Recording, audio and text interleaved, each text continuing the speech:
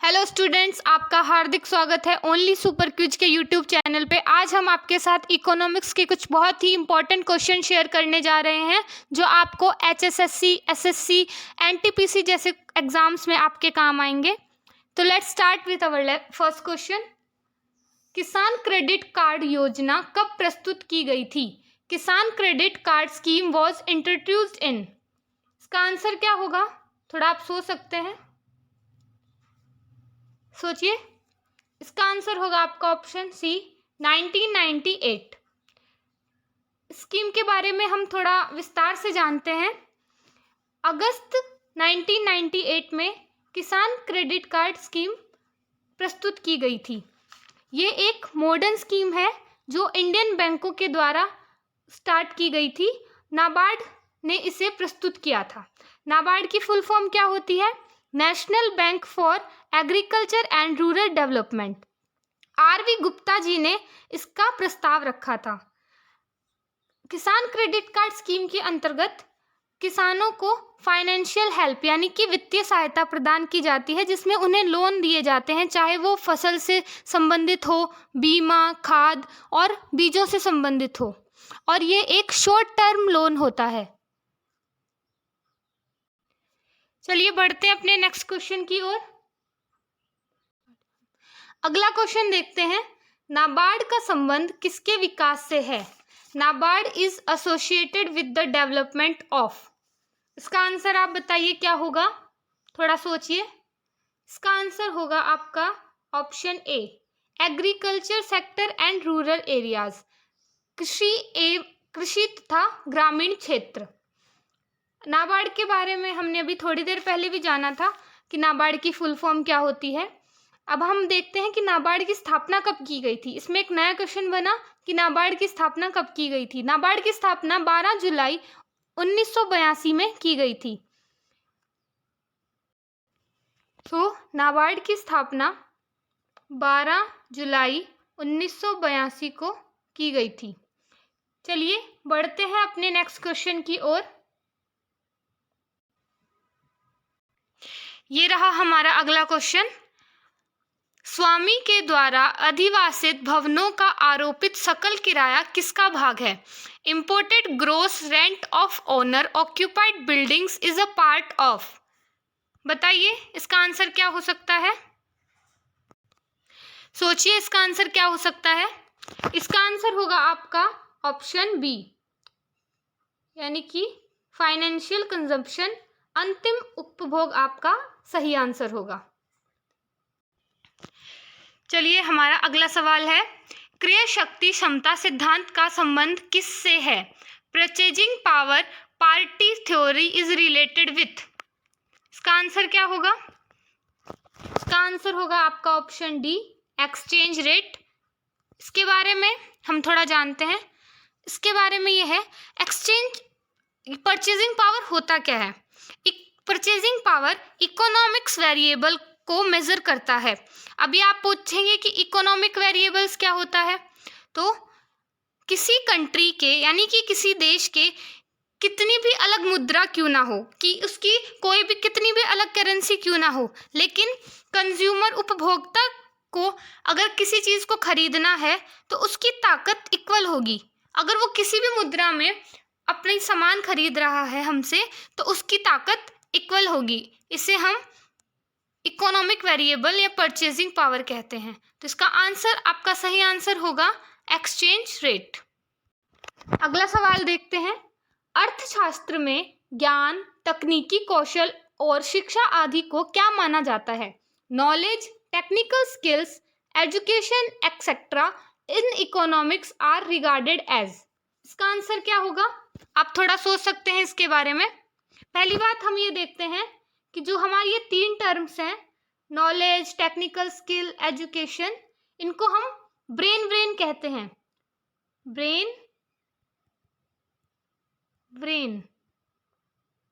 कहते हैं।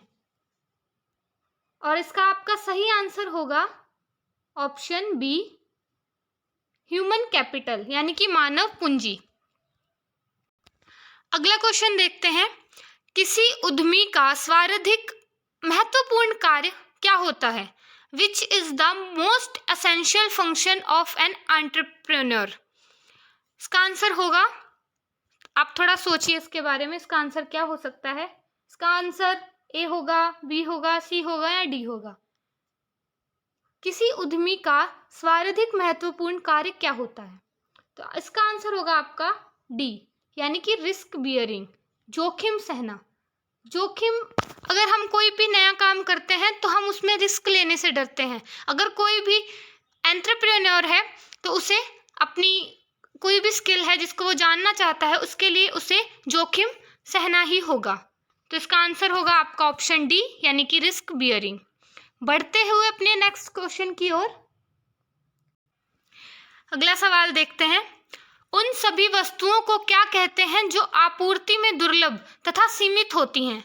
All the goods which are scarce and limited in supply is called. इसका answer आप सोच सकते हैं क्या होगा। इसका आंसर होगा आपका ऑप्शन डी, इकोनॉमिक्स गुड, आर्थिक वस्तुएं। आप सोचेंगे कि इकोनॉमिक्स गुड क्या होता है। इकोनॉमिक्स गुड होता है वो वस्तुएं जिनके लिए लोग कोई भी कीमत दे सकते हैं। कोई भी ऐसी वस्तु जिसके लिए कोई इंसान कोई भी कीमत दे सकता है, उसे हम इकोनॉमिक गुड कहते हैं। चलिए अपना अगला क्वेश्चन देखते हैं हम। अगला सवाल है, निम्न में से कौन सा कर केंद्र सरकार के द्वारा नहीं वसूला जाता है? Which of the following taxes is not collected by the central government. ये बहुत ही अच्छा क्वेश्चन है और आप इसको आसानी से याद कर सकते हैं। इसका आंसर क्या होगा? इसका आंसर होगा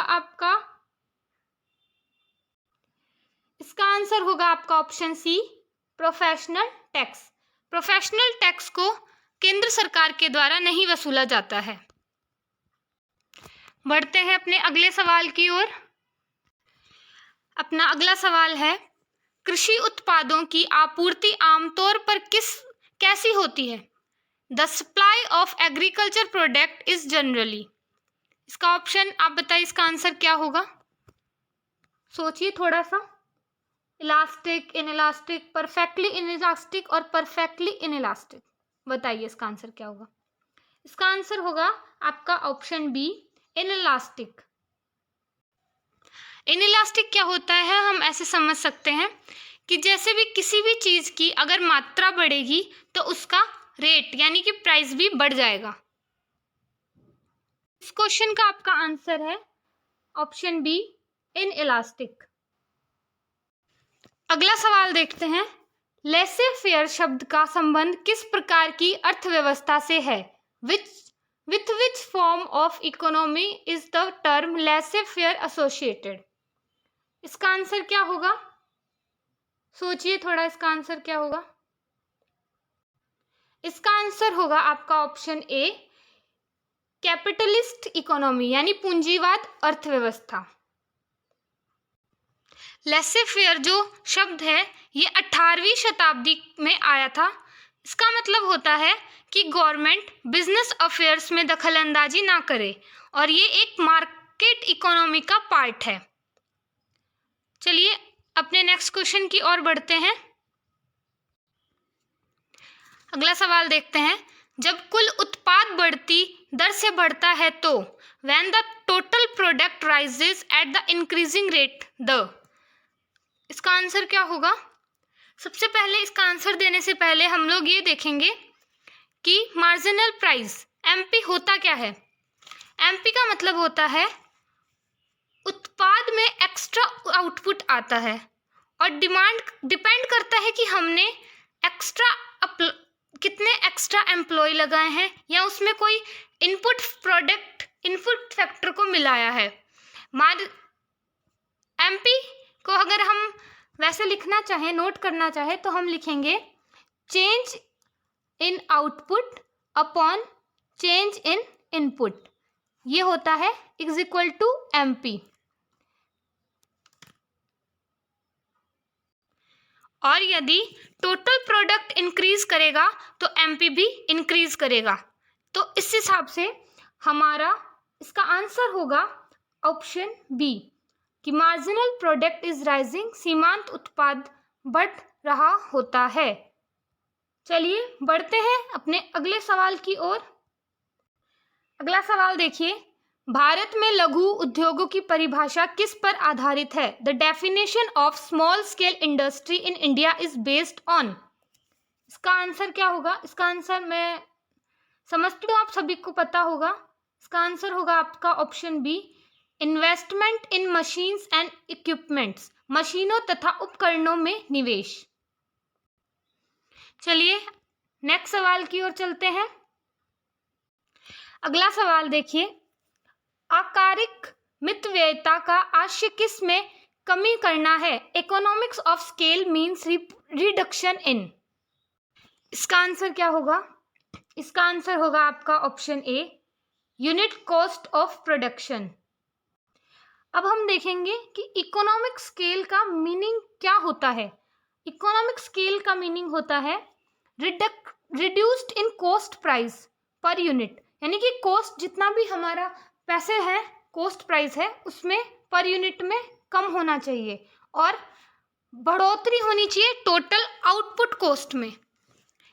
तो आप इस क्वेश्चन का आंसर देखिए। इसका आंसर होगा आपका option A, unit cost of production. चलिए नेक्स्ट सवाल की ओर चलते हैं। हमारा अगला सवाल है, फ्री ट्रेड रेफर टू, मुक्त व्यापार का आशय है। Option A, option B, option C, option D. आप देखिए, थोड़ा आप सोचिए इसके बारे में, इसका आंसर क्या हो सकता है। तो इसका आंसर होगा आपका ऑप्शन ए, यानी कि free movement of goods from one country to another. आपका ऑप्शन ए इसका एकदम सही आंसर है। एक देश से दूसरे देश में वस्तुओं का मुक्त आवागमन ही फ्री ट्रेड कहलाता है। चलिए हमारे अगले सवाल की ओर बढ़ते हुए, अगला सवाल देखिए, government takes ways and means advance from, सरकार अर्थोपाय अग्रिम किससे लेती है? ये अच्छा क्वेश्चन है, एक बार आप सोचिए, आपके माइंड में कुछ आ रहा है इससे रिलेटेड, तो आप एक बार देखिए क्या हो सकता है इसका आंसर। इसका आंसर होगा आपका option A,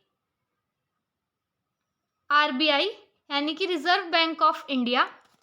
reserve bank of India ये टेम्परेरी लोन देता है सेंटर और स्टेट्स को, ठीक है। तो अब इसमें एक क्वेश्चन बनता है कि आरबीआई की स्थापना कब हुई थी? बताइए कितने लोगों को पता है कि आरबीआई की स्थापना कब हुई थी? आरबीआई की स्थापना हुई थी 1 अप्रैल 1935 को। कोलकाता में पहली बार इसको बनाया गया था और इसकी स्थापना हुई थी 1 अप्रैल 1935 को, ठीक है। तो आपके इस क्वेश्चन का आंसर होगा ऑप्शन ए, यानी आरबीआई।